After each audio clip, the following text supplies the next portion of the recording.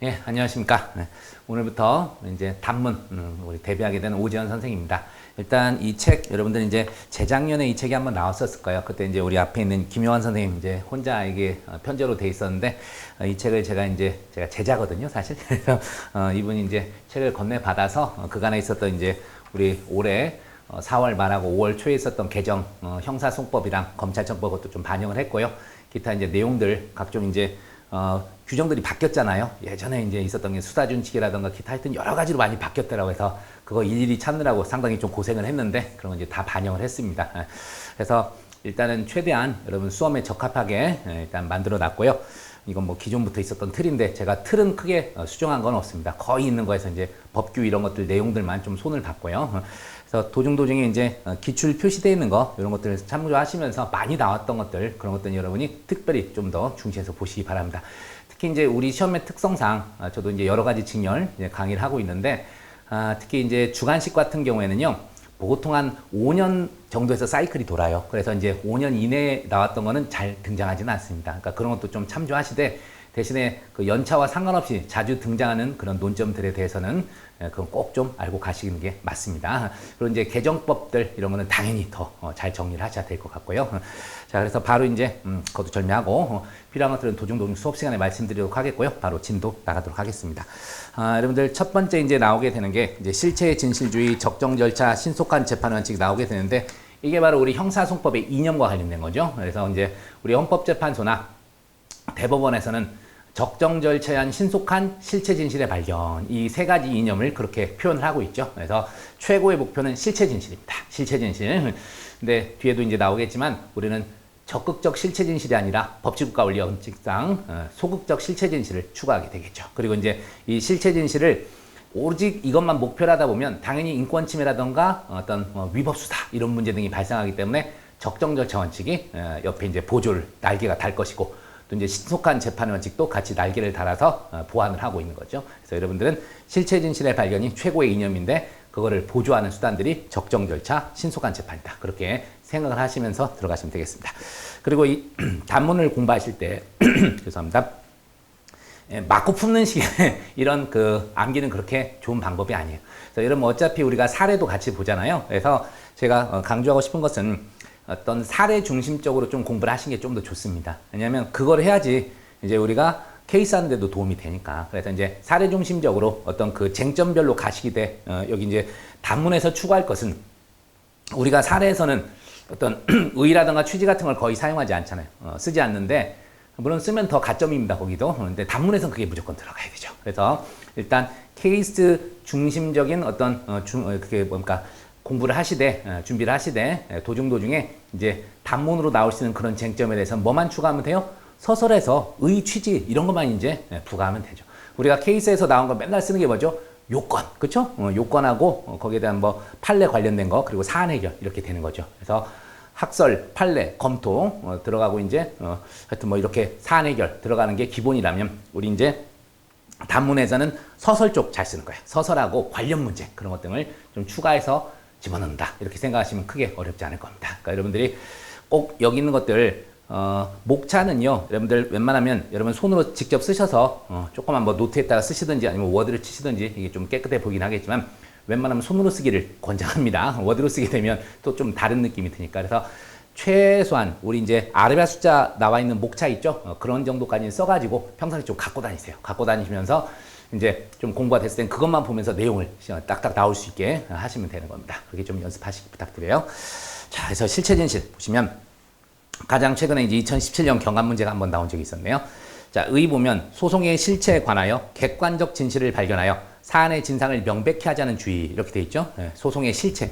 우리가 실체가 유무죄잖아요, 유무죄. 그래서 소송의 실체에 관해서 객관적 진실이죠. 이걸 발견해서 사안의 진상을 명백히 하자는 주의. 이런 의 정도는 정확히 좀 쓸 수 있도록 하시기 바랍니다. 그래서 구별해서 이제 나오게 되는데 형사소송에서 실체 진실주의는 민사소송과의 차이점인데 민사소송에서 이제 당사자 처분권주의가 인정이 되죠. 다시해서 이제 딜을 할 수가 있잖아요. 그래서 원래는 소가가 만약에 한 3억을 청구했다고 3억 뭐 손해배상 청구했는데 원피고가 합의해서 그냥 1억 5천만 받자 이런 식으로 이제 처분이 서로 가능하다. 근데 우리 형사에서는 그게 불가능하죠. 형사에서는 내가 죄를 지었는데 다 3분의 1만 진 걸로 하자. 이런 건 있을 수가 없어요. 다만 이제 뒤에 가면 관련 문제로 이제 플리바게닝 그런 문제가 나오긴 합니다. 영미법상의 플리바게닝.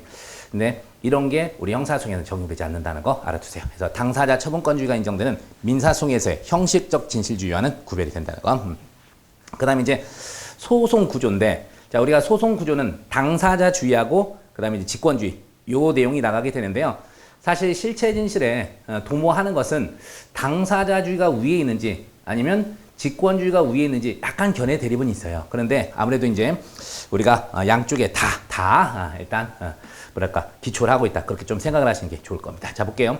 소송 구조, 당사자주의와 직권주의 관계예요. 실체 진실주의가 당사자주의와 조화될 순지에서 견해가 대립되지만 실체 진실주의는 소송의 목적에 관한 원리이고, 그렇죠. 우리가 소송 목적, 유무죄를 가리는 거잖아요. 그리고 당사자의 직권주의는 소송 구조에 관한 원리, 즉 소송의 주도권이 누구한테 있냐 이것뿐이죠. 그래서 실체 진실주의와 당사자주의는 모순 관계가 아니에요. 그래서 상호 부합하고 이렇게 보완하는 그런 관계라고 생각하시면 충분하겠습니다. 그래서 당사자주의건 직권주의건 둘 다 목적은 뭐예요? 실체 진실을 밝히는 그런 쪽에 있습니다. 그런데 다만 소송의 주도권을 법원이, 수소 법원이 갖고 있느냐 아니면 당사자인 검사나 피고인이 가지고 있느냐 여기에 따라서 달라지는 것 뿐이죠. 그래서 당사자주의와 모순된 건 아니다. 그렇게 기억을 하시면 되겠다. 자, 그 다음에 이제 내용에서 적극적 실체 진실과 이제 소극적 실체 진실이 나오게 되는데, 적극적 실체 진실은 뭐라 그랬습니까? 여러분들 교과서에 그렇게 써 있죠. 하늘이 무너져도 범죄자는 처벌해라 이러는 거죠. 그래서 이제 칸트의 정의론 이런 쪽에서 나오는 실체 진실이 적극적 실체 진실이고, 소극적 실체 진실은 99명의 범죄자를 놓칠지라도 한 명의 억울한 사람이 없게 해라. 이게 바로 소극적 실체 진실이 되는 거예요. 아까 서도 얘기했잖아요. 우리는 법치국가 원칙을 따르고 있기 때문에 법치국가 원리에 따라서요. 우리는 소극적 실체 진실을 추구할 수밖에 없습니다. 그래서 유죄자 필벌, 무죄자 필벌 이런 말도 기억해 두시고, 그래서 현행 헌법에서부터 무죄 추정 원칙이 있죠. 헌법 27조상 그리고 우리 형사소송법 275조의. 다만 이제 무죄 추정 원칙이 헌법이나 형사소송법에는 피고인에 대해서만 규정되어 있지만 당연히 피의자도 정리가 인정이 돼요. 나중에 뒤에 가서 볼게요. 그거는. 그래서 몇 개만 좀 외우시면 됩니다. 현행법은 무죄 추정, 그 다음에 범죄 사실의 증명 정도. 어떻게 되죠? 법관에게 확신을 일으킬 정도, 함정 의심을 불러일으키지 않을 정도, 그런 걸 요구하는 거. 그리고 위법 수직, 각종 증거 능력 관련된 거, 위수증, 자백 배제, 전문 법칙 이런 것들, 또 자백 보강 법칙 등이요. 소극적 실체 진실과 관련된 거죠. 그래서 유죄자를 필벌하게 해서 영장주의도 위반하고 또 막 고문, 폭행, 협박, 신체 구속에 부당한 장기와 기반 기타 방법으로 자백을 얻어내는 거 이런 거 안 된다고. 또 전문 증거를 막 갖다 사용하는 거 그런 거 안 됩니다. 또 자백에 다른 보강 증거 없이 유죄 판결 못 때리고 이런 것 등이 다 소극적 실체 진실과 관계됐다. 그래서 여러분들이 몇 개 있습니까? 네, 6개 정도 있는데 최소한 무죄 추정하고 3가지 증거 능력 관련된 거 있죠. 사실 자백 보강 법칙은 증명력 관련된 거지만 안 되면 최소한 무죄 추정하고 증거 능력, 증명력 관련된 이것까지는 써주시기 바랍니다. 물론 다 쓰면 좋아요. 범죄 사실의 증명 정도도 쓰면 좋은데 잘 안 외워지더라고. 저도 이 부분 그렇게 좀 정리합시다. 자, 그러면서 이제 내용에서 이제 적극적 실체 진실, 소극적 실체 진실 다음에 나오게 되는 게, 그러면 이제 실체 진실 이 주위에 제도적 구현이 나오겠죠. 뭐뭐 있나 한번 목차만 볼게요. 양가를 번해서 수사 절차, 그 다음에 넘어가셔서 공소제기 절차, 그 다음에 공판 절차, 그 다음에 상소와 재심. 근데 이게 굳이 여러분이 막 달달 외울 필요가 없는 게 우리가 형사소송의 일련의 절차들이잖아요. 그래서 수사에 이어서 혐의 유무를 명백히 해서 이제 유죄 나갈 수 있을 것 같으면 공소제기를 하는 거죠. 그래서 공소제기 절차. 그 다음에 이제 공소제에서 공판에 들어와서 이제 재판을 받는 공판 절차. 그리고 1심 끝나고 상소. 그리고 확정된 다음에 사실호인 이런 거 있었을 때 재심 이렇게 들어가는 거죠. 그래서 여러분들이 이렇게 순차적으로 수사, 공소제기, 공판 절차, 그리고 상소와 재심제도 이런 식으로 목차를 나누시면 되겠습니다. 자, 수사 절차에서는 뭐가 있어요? 일단 실체 진실 원칙이 임의수사. 수사는 우리가 임의수사를 원칙으로 하지만 필요한 경우 강제 수사를 하도록 돼 있죠. 그걸 이제 써놓은 거죠. 그래서 형사소송법은 임의수사를 원칙으로 하면서도 강제 처분에 대한 수사도 예외적으로 허용하고 있다. 199조 본문 단서고요. 이랑 그 다음에 이제 넘어가서 보시면, 아이고 이게 첫날이라 그런지 책이 잘 안 넘어가네. 자, 보시면 이제 공소제기 절차에서 자, 우리가 형사소송법 254조에 가면 254조 특히 이제 1항에서 필요적 기재사항으로서 4가지가 있죠. 피고인 특정해라, 죄명, 공소사실, 적용법조 특정해라 이런 것들 있잖아. 거기서 특히 우리가 실체 진실 관련된 건 뭐가 관련된 거예요? 공소사실이죠. 공소사실. 그래서 이제 254조 3항에 가면 일시장소 방법 등 이런 걸 통해서 공소 사실을 명확히 하고 특정해라. 그게 나옵니다. 그 내용 지금 써 있는 거예요. 그래서 공소 제기 시에 검사는 공소장에 공소 사실을 명시하여 특정하도록 하고 있으며 특히 254조 4항에서 특히 이제 그런 강조하고 있죠. 법원도 아까 제가 3항이라 그랬는데 4항이네. 자, 법원도 검사에게 공변을 요구할 수 있도록 하고 있다. 298조 2항도 이제 공소장 변경 요구제도 이런 것도 같이 들어있는 거죠. 그래서 두 가지 기억하세요. 공소 사실의 특정과 공소장 변경 요구 이런 것도 이제 실체 진실과 관련이 된 겁니다. 일단 공소장 변경 요구 같은 경우에도 뭐냐면 검사는 예를 들어서 어디까지 할까? 뭐 상해치사 이 점에서 이제 공소 제기를 했는데 법원에서 봤을 때는 아무래도 사망의 결과는 결과 기속이 안 될 것 같아. 인과관계가 없을 것 같아요. 이럴 때 괜히 검사가 끝끝내 주장하다가 상해마저도 처벌할 수 없게 되는 그런 상황이 벌어지잖아요. 그래서 이제 실체 진실을 저해할 수 있기 때문에 법원에서 공소장 변경을 요구할 수 있도록 하고 있죠. 조문에는 요구해야 된다고 돼 있지만 우리 판례는 재량의 재량 요구할 수 있다고 보고 있습니다. 자, 이런 것들 외우시고 그다음에 이제 공판 절차가 둘로 이제 나눠지네요.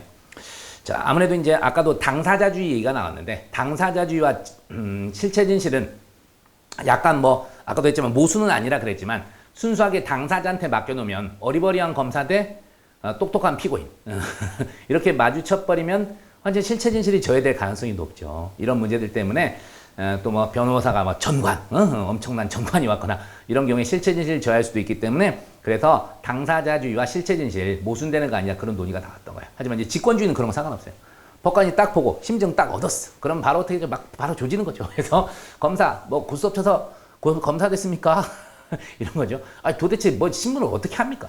요지를 적절하게 좀 질문하시고 증인 질문 똑바로 하세요. 이럴 것이고 피고인 자꾸 그렇게 헛소리하고 그럴까요? 증거가 명백한데? 증인이 저렇게 확실히 얘기하는데?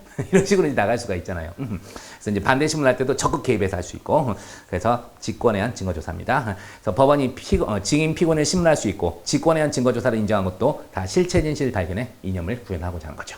그 다음에 증거법칙에서도 자 아무래도 이제 이 동네는 뭐를 강조하게 되는 거예요? 소극적 실체 진실. 그것 때문에 증거법칙이 나오게 되는 거예요. 그러니까 직권에 의한 증거조사는 약간 이제 적극적 실체 진실을 강조한다면 증거법칙은 소극적 실체 진실을 특히 강조하는 겁니다. 그래서 증거법의 기본 원칙으로 증거재판주의, 자유심증주의, 이제 조문 순서야 307조, 308조. 그 다음에 이제 증거능력 제한법리 308조 2 위수용, 309조 자백배제. 그 다음에 310조의 2 전문법칙. 그쵸? 310조는 누구예요? 자백보강법칙. 이런 것들은 이제 순서대로 쭉 쓰시면 되는 거죠. 그래서 증거능력 3개 쓰시고 법칙, 그 다음에 증명력 제한법리, 자백보강법칙. 이런 것들을 써주시면 됩니다. 그러니까 여러분이 목차만 제가 이제 이렇게 썼는데 약간 여러분이 코멘트를 달고 싶으시면 직권에 의한 증거조사 옆에다가 적극적 실체 진실의 구현. 뭐 이런 식으로 쓰셔도 좋고 증거법칙 옆에다가는 소극적 실체 진실의 구현. 뭐 이런 식으로 가시는 것도 더 좋은 방법이기도 합니다. 그렇게 좀 소목차를 잡으셔도 돼요. 그 다음에 상소와 재심제도인데, 그렇죠? 상소는 미확정의 재판에 대한 불복이죠. 미확정의 재판에 대한 상소, 그 유죄 확정 판결에 대한 재심 두 가지 다 모두 5판의 시정을 통해서 실체 진실을 발견하는 제도가 되겠습니다. 그래서 이런 식으로 여러분들 머릿속에 딱 하시면 되겠고, 자 이제 우리가 서설 받고 소송 구조 받고 내용에서 크게 한 두 가지 이렇게 갔는데 이제 한 개가 나오겠죠. 한 개. 이게 이제 아까 잠깐 제가 서두에 말씀드린 거예요. 실체 진실이 형사소송의 최고의 이념이지만 그거를 완전히 이것만 독보적으로 보장할 수는 없다고요. 그래서 이거를 어느 정도 제한하고 보조하는 적정 절차하고 신속한 재판이 나오게 됩니다. 그래서 써있죠. 첫 번째 한계가 이념 충돌에 의한 제약이야. 그래서 실체 진실주의는 적정 절차와 신속한 재판 원칙의 제약을 받게 되고요. 또 사실상의 제약도 있어. 사실상의 제약. 뭐다? 법관도 사람인지라 일반적 평균의 시각에서 바라볼 수 있지만 논리와 경험칙에 따라 판단해야 되겠지만 아무래도 사람인지라 약간 편견을 가질 가능성이 있죠. 그리고 옳고 그름을 잘못 판단할 수도 있단 말이야. 그런 게 이제 나오게 되는 거죠. 그래서 법관도 사람 이상 인간의 능력 관계를 넘을 수는 없다.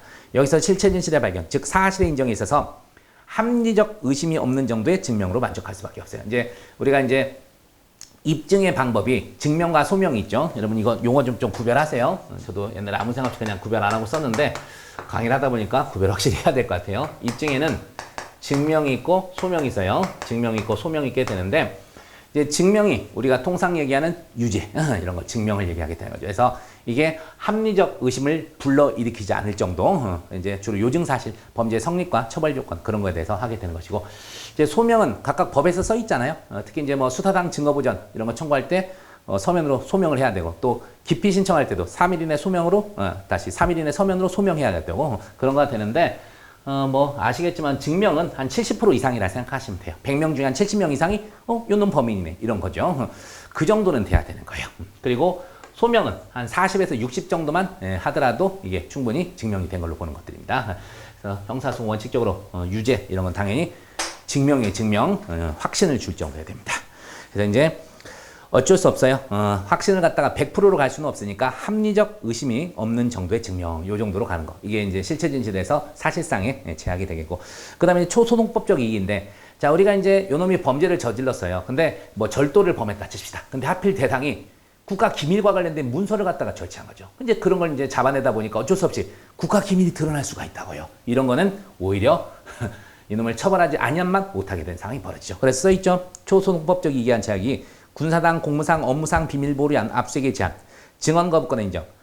특히 이제 우리가 증언거부권에서 이제 148, 149조가 있게 되는데요. 이제 개인의 증언거부보다는 어떤 변호사, 의사 뭐 등등등 일정한 직업, 업무와 관련해서 이제 증언거부권 인정된 그런 쪽이 이제 더 문제가 되겠죠. 그래서 이쪽 동네 어쨌든 군사상, 공무상, 업무상 비밀보호 그리고 증언거부권의 인정 이런 것들은 국가적 이익 등 초소송법적 이익에서 실체 진실이 제약받는 경우가 되겠습니다. 자, 됐고 마지막 관련 문제. 항상 그랬죠. 어떤 관련 문제 여러분 이런 거 잘 써주면 가점 요인이 되는 거예요. 관련 문제에서 특히 막 최신 판례 있으면 이런 걸 써주는 게 상당히 도움이 되겠죠. 근데 실체 진실은 뭐 별건 없고요. 자, 형사소송의 이념은 제가 아까 판례 얘기했던 걸 여기 다 하나 써준 거죠. 일단 우리 헌법재판소나 대법원 둘 다 마찬가지인데 적정 절차에 한 신속한 실체 진실의 발견 요런 거 하나 써주세요. 형사소송의 이념 목적을 하면서 그래서 말씀드린 플리바기닝. 자, 미국에서는 특히 검사가 이제 쇼부란 말을 치니까 좀 뭐하지?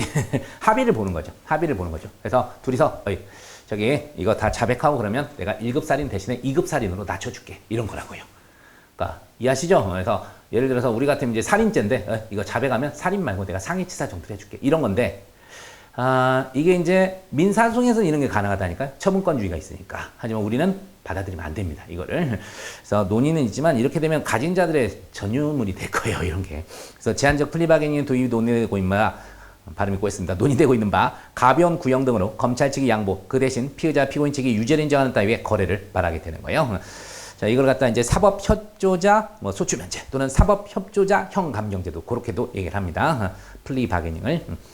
그래서 그러나 이는 실체 진실의 발견 또는 적정 절차 이념을 저해야 한다니까요.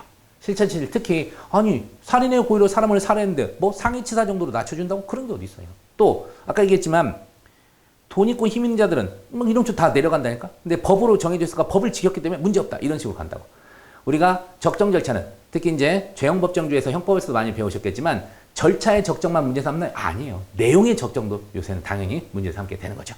그래서 내용이 엉망이잖아요. 그래서 적정 절차 이념 저해버리는 그런 문제가 있습니다. 그래서 막아야 된다. 비판. 그 정도 가시고 또 이제 영상 녹화물 사실상 요새 잘 써먹지도 않죠. 2007년에 영상 녹화물 등에 한 각종 조서의 실질적 진정성임 이제 각종 조서도 없어. 여기서 각종도 아니고 그냥 조서라고 해놓을 걸. 옛날에 그냥 써놓은 거 되는데 왜냐하면 310조 2항 검사 작성 피신 조서에 대한 대체 증명은 작년부로 사라졌죠. 2021년 1월 1일부로 사라졌고 이제 남아있는 게 310조 4항에서 누구 참고인 진술 조서의 대체 증명 영상 녹화물 그밖에 객관적 방법 남아있긴 합니다.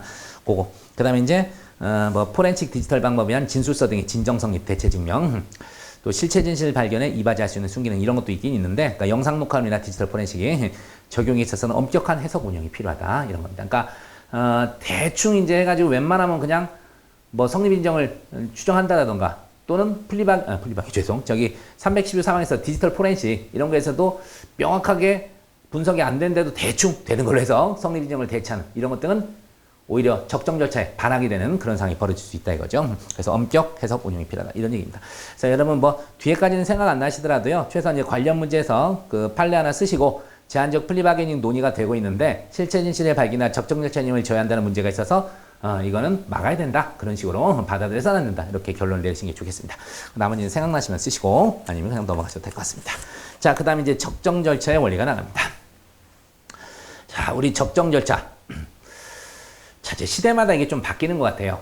이제 저도 법 공부한 지가 벌써 한 26년 됐는데, 저 때부터 아마 적정 절차가 되게 강조됐었어요. 되게 이제 강조되다가 근자여서 약간 트렌드가 실체 진실 쪽을 조금 더 강조하는 쪽으로 살살 바뀌고 있어요. 그래서 이제 독수독가. 초창기에는 막 독수독가를 빡시게 하다가 요새는 독수독가 이해도 많이 인정합니다. 물론 이제 영장주의 관련해서 2011년에 이제 법이 이제 개정되면서 객관적 관련성 이런 걸 이제 엄격히 요구하죠. 영장 관련해서. 객관적 관련성, 인적 관련성 얘기를 하는데 근자에 또 판례들이요. 객관적 관련성과 인적 관련성을 딱 써줘요. 그래서 이제 그 범주 내에서 제한은 하는 듯하지만 또 이제 넓게 인정도 해주고 그렇습니다. 그래서 요새는 약간 트렌드가 실체 진실 쪽도 다소 강조가 되고 있다. 그렇게 생각하시면 되겠습니다. 제가 아침도 수업을 하고 왔더니 약간 목 상태가 별로네. 죄송. 자, 그래서 읽어보겠습니다. 적정 절차, 의의하고 이제 근거를 찾아보시면 되겠는데 당연히 헌법에서부터 규정하고 있죠. 그래서 헌법 정신을 구현한 공정한 법정 절차에서 형벌권이 실현돼야 한다는 원칙을 바랍니다. 그래서 생각나시면 쓰세요. 이게 이제 마그나 카르타가 이제 영국에서 대헌장인데 1215년 그때 있었을 것이고 그다음에 미국의 이제 법의 적정 절차 이런 데서 유리하는데 뭐 연도는 쓰지 마세요. 여러분. 영국의 마그나 카르타 이게 대헌장이죠. 피고인의 대헌장 그리고 이제 미국의 법의 적정 절차 이런 것 등에서 유리한다. 네, 이런 거 생각나면 헌법 정신을 구현한 공정한 법정 절차에서 형벌권이 실현된다는 원칙 요 정도는 써주시고 근거 헌법 몇마 단계 우리 헌법 12조에 여러분 우리 형사소송법하고 제일 가까운 조문이 헌법 12조 13조 그 다음에 저기 넘어가면 27조 공정한 재판을 받을 거래 이제 그런 정도만 이제 생각하셔도 되겠습니다. 그리고 이제 12조 1항이 적정 절차 일반 조항이고 묵비권 형사소송에서는 진술거부권이라 그러는데 헌재에서는 여전히 묵비권이라는 말 많이 씁니다. 그리고 영장주의, 변호인의 조력권 다 헌법 12조에 쭉 돼 있잖아요. 이런 것들이 있으니까 보시고 그 다음에 27조에서 공정한 재판 쪽에서 무죄 추정이 하나 들어갑니다. 그래서 이런 것들도 하나 외워두시고 쭉 쓸 수 있도록 하십시오. 그 다음에 이제 내용 가봅시다. 내용이 가면 크게 뭐뭐 있나 봐봐요. 공정한 재판의 원칙, 비례 원칙, 피고인 보호 원칙. 그래서 적정 절차 구현하는 게 이제 공정한 재판 먼저 강조되고 그 다음에 비례 원칙이죠. 우리가 비례 원칙은 뭐예요? 이제 주로 우리 헌법에서 배운 이제 과잉금지 원칙 중에 협의의 비례 원칙 생각하면 돼요. 최소침해 그런 생각하시고 그 다음에 이제 피고인 보호가 적정 절차에서 대표적인 내용으로 들어가줘야 됩니다. 피고인 보호. 사실 이제 피고인만 써놨지만 피의자 같이 보호되는 거예요. 피고인도 보호한대 설령 그 전 단계는 피의자를 보호하지 않으랴. 그렇게 보시면 되겠습니다. 그래서 내용에서 먼저 공정한 재판의 원칙에서 뭐뭐 있나 보세요. 자, 여러분 공평한 법원의 구성 나오면 뭐가 떠올라야 돼요? 일단 우리가 재판을 받을 때 재판부 구성원들이 이미 편견을 가진 사람들로 구성되어 있어요. 그럼 재판 하나만 해요. 공정한 재판이 절대 실현될 수 없습니다. 그래서 공평한 법원의 구성의 대표가 제척기피 회피입니다. 제척기피 회피. 그리고 이제 관할의 이전도 있죠.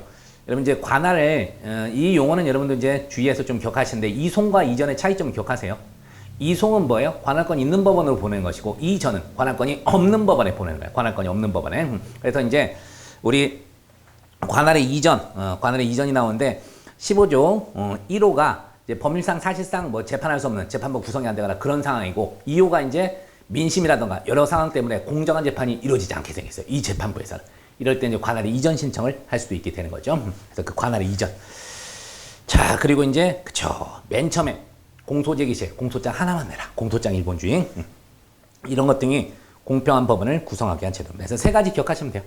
법원의 제척기피 회피, 그 다음에 관할의 이전, 조문은 기억하세요. 15조 2호. 그 다음에 공소장 일본주의. 이 세 가지 정도. 참고로 여러분 공소장 일본주의 형사소송법 자체도 없어요. 형사소송 규칙 118조 2항이 되어 있습니다. 그것까지 생각하시고. 그 다음에 당연히 피고인의 방어권 보장이 나와 있죠. 근데 여기는 여러분 생각나는 거 몇 개만 쓰세요. 제가 쭉 나열은 해놨는데 증거보전 청구권, 증거개시권, 이런 증거개시, 특히 이제 266의 3, 266의 4 이게 이제 피고인 측에서 검사한테 증거 보여달라는 그쪽인데 증거개시권, 공판정 출석권, 진술권, 진술거부권, 그 다음에 증거신청권 이런 것 등이 있게 됩니다. 여러분들 조문도 한 번씩 찾아가면서 위치 정도는 생각해 두시고 가끔 이제 일일이 각 조문을 써야 되냐 그런 이제 질문을 받을 때도 있어요. 근데 대표 조문 같은 건 좀 써주시고요. 진짜 생각 안 나면 그냥 규칙 이렇게 또는 이제 법 이렇게만 쓰시고 가셔도 됩니다. 어쩔 수 없잖아요. 그걸 일일이 시간 내에 잘 쓸 수가 없으니까. 가끔 이제 거꾸로 막 조문을 일일이 찾아서 쓰시려다가 막 찾다가 못 찾는 경우가 있다. 그럼 이제 뭐가 되는 거죠? 완전히 시간 낭비가 되는 거잖아. 여러분 이 조문 쪽 안 쓰면 약간 점수를 못 받게 되지만 내용을 못 써버리면 아예 그냥 꽈락이에요. 조심하세요. 그러니까 나중에 비교 형량을 통해서 내가 이 조문에 몇 종가를 안 쓰는 대신에 내용이라도 잘 쓰자. 이럴 때는 내용 쓰세요. 과감하게. 사람마다 이게 숫자를 잘 외우는 사람이 있고 못 외우는 사람이 있어요. 이건 타고난 거라서 어쩔 수 없습니다. 다행히 저는 이제 연도랑 이런 숫자 외우는 거에 조금 탁월해요. 그래서 옛날에 옛날 얘기지만 뭐 미팅 나가면 참 좋습니다. 뭐 4대다 하게 되면 사람 이름 먼저 외우기 이런 거 하면 사람 이름 다음에 전화번호 외우기 이런 거 하면 제가 좀 독보적이었어요. 암기하는 걸 좀 좋아해서 그런지 모르겠는데 그래서 제가 국사랑 그 세계사도 되게 좋아했어요. 그냥 연도를 다 외워가지고 딱 사건 순서가 다 기억이 나니까 요새 와서는 많이 가물가물한데 여하튼 최대한 여러분 조문은 쓸 수 있는 만큼까지만 하세요. 안 되면 너무 큰 욕심 부리지 말고 내용만 잘 쓸 수 있도록 하십니다. 여기서도 지금 하나, 둘, 셋, 넷, 다섯, 6개가 돼 있어요. 6개가 돼 있는데 이 중에서 생각나는 거 한 4개 정도 써주시면 좋겠습니다. 최소한 저기 뭡니까 진술거부권 이런 건 빠뜨리시면 안 돼요. 진술거부권 요거는 핵심적이니까 요거 빠뜨리시면 안 되겠습니다. 나머지는 좀 추가해서 외우시고요. 그 다음 이제 무기평등의 원칙인데 자 우리가 피고인 측에서 피의자 측에서 무기평등을 실현할 수 있는 게 뭐밖에 없을까요? 피의자 쪽에서 수사기관에 대응해서 피고인 측에서 검사에 대응해서 우리가 맞상대할 수 있는 것은 변호인밖에 없어요. 변호인. 그래서 이제 변호인제도 이게 이제 나오게 되겠죠. 그래서 검사와 피고인 사이의 실질적 무기평등을 위하여 변호인의 조력을 받을 권리와 국선 변호인 제도 이런 걸 두고 있습니다. 그래서 변호인의 조력을 받을 권리, 국선 변호인 제도 헌법에서부터 규정돼 있고 우리가 국선은 형사소송법 33조 1항이 필요국선, 2항 청구국선, 3항 재량국선 이런 것들을 외우셔야 되겠고 그 다음에 우리 이제 다 사건, 다적에서 이제 국가배상 청구 사건에서 명시적으로 검사의 객관 의무를 인정한 적이 있었죠. 그런 것들을 기억하면 되겠습니다. 그래서 핵심은 변호인의 조력을 받을 권리, 그 다음에 변호인 제도, 그리고 이제 검사 객관 의무 이런 것들을 써주시면 좋겠습니다. 그리고 이제 비례 원칙 가봅시다. 비례 원칙. 자, 아까도 이제 임의 수사로 안 될 때 강제 수사하라 그랬죠. 그리고 또 강제 수사할 때도 가장 침해가 덜한 걸로 가야 되는 거야. 그래서 대물적 강제 수사로 끝나면 그걸로 끝내는 것이고. 그거 갖고 부족하면 대인적 강제 수사를 가야 되겠죠. 그래서 소속의 목적을 달성하는 데 적합하고 다른 수단에 의해서 목적을 달성할 수 없고 이와 결합된 침해가 사건의 의미와 범죄 혐의의 정도에 비추어 상당해야 한다는 것을 바랍니다. 일단은 이제 이런 거 생각한다면요. 여러분 목적이 정당해야 되고 목적이 정당해야 되고 그러니까 목적은 정당하니까 그건 안 써도 돼 사실은. 유무죄 가리고 적정절정에서 유무죄 가리자. 이게 목적이기 때문에 그건 됐고 두 번째부터 쓰면 돼요. 우리가 과잉금전칙이 4가지잖아요. 목적이나 동기의 정당성, 수단 방법의 상당성, 법익 균형성, 최소 침해성 이렇게 가잖아요. 그러니까 그것도 쓰면 되는 거예요. 그래서 수단 방법의 상당성 또는 적합성 그리고 이제 다른 수단에서 목적을 달성할 수 이게 이제 보충성이죠. 보충성 이건 사실은 이제 제일 뒤에 써도 돼요. 그러니까 이게 아까 얘기했던 두 번째 수단 방법의 상당성, 법익 균형성 그게 균형성 써 있죠. 그리고 마지막 최소 침해성 이게 보충성 그렇게 쓰셔도 되겠습니다.